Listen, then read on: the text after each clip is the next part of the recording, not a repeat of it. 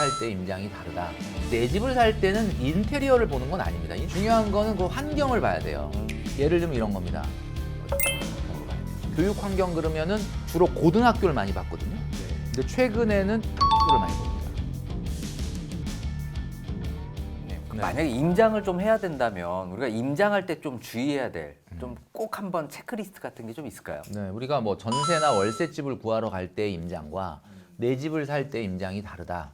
전세나 월세를 구하러 갈 때 임장이야 당연히 실내 인테리어가 어떤지, 바닥은 좀 낡지 않았는지, 뭐 물 수압이 괜찮은지 뭐 이런 거 보잖아요.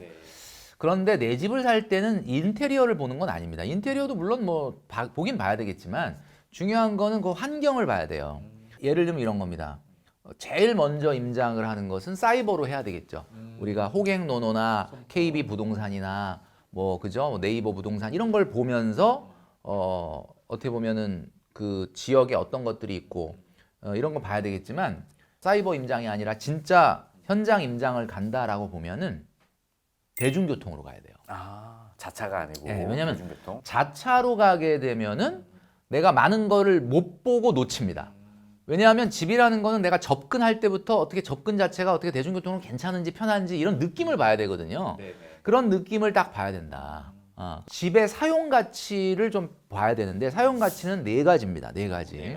자, 첫 번째는 뭐냐면 바로 치안 환경이에요. 치안 환경. 치안 환경. 치안 환경 그러면 조금 약간 추상적일 수는 있습니다. 치안이 뭐 우리나라가 안 좋은 데가 없죠, 다 사실은. 근데 이제 간단하게 얘기하면 내가 방문을 할 때 저녁에 가볼 필요도 있어요. 저녁에 가보면 대중교통에 딱 내려서 그 집까지 걸어가는 동안에 예? 어떻게 좀 뒤를 이렇게 자꾸 돌아보게 되는 동네인지, 그 다음에 뭐 예를 들면 너무 지나다니는 유동인구가 많아서 예를 들면 그런 것도 별로 이렇게 치안 환경에 좋지는 않죠. 용도 지역 중에서도 주거 지역이 아닌 상업 지역, 맞아요. 이런 상업 데는 지역을 끼고 이런, 있는 이런 뭐 게 그런 지역 같은 있겠군요. 경우는 너무 가까우면은 좀 문제가 될 수가 있죠. 그래서 이제 치안 환경을 좀 종합적으로 봐주시고요. 네. 그다음에 이제 두 번째는 교육 환경. 교육 환경. 결혼하시면서 아예 나는 뭐 아예 안 날 거고 딩크족이다. 그래도 교육 환경은 봐야 됩니다. 왜냐면 네. 내가 사람들이 또 사야 되니까. 산 집이 자산 가치가 유지되려면은 그죠? 그러니까 이거는 학군보다는 학원이에요. 학원. 왜냐면 요즘은 학군지라는 거 자체가 사실 좀 많이 없어졌고, 옛날에는 교육 환경 그러면은 주로 고등학교를 많이 봤거든요. 근데 최근에는 중학교를 많이 봅니다. 그 맘카페 같은 경우, 학교 홈페이지나 맘카페도 중학교들이 굉장히 활성화되어 있거든요. 아, 네. 그리고 이제 부동산 중개업소에 물어보면 동네에 중학교 3개 있는데 이 중에 뭐가 제일 나요? 이렇게 물어보면 요즘 분위기를 알 수가 있어요. 그런 것들이 집값을 견인하거든요. 그리고 결국 학원들이 밀집되어 있는 사교육 컴플렉스에 얼마나 빠르게 접근할 수 있느냐. 세 번째는 네.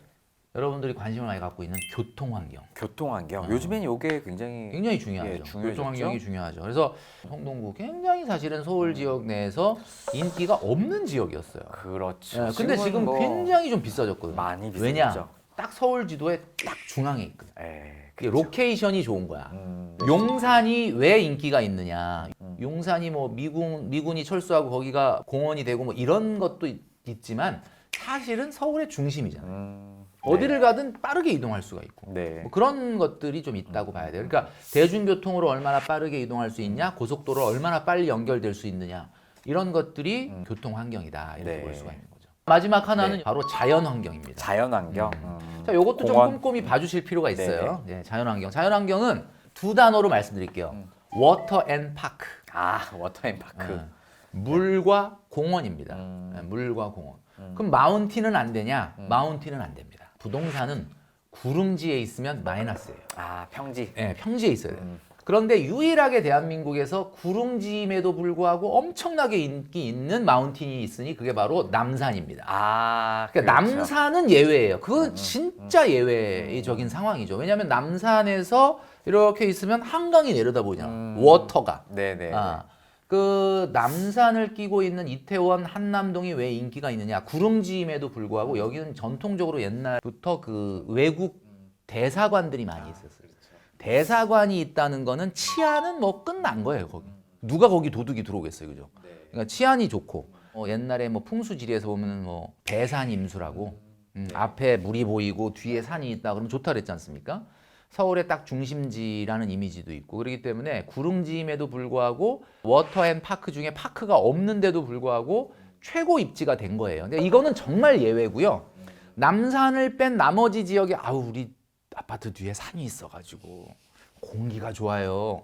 이런 거는 그냥 본인 개인 취향인 거고 사실은 그렇게 플러스 요소는 아니다. 워터앤파크가 동시에 있으면 어때요? 최고인가요? 최고죠. 한강공원. 그러니까 네, 한강공원이잖아요. 네. 그다음에 양재천 생태공원. 그죠?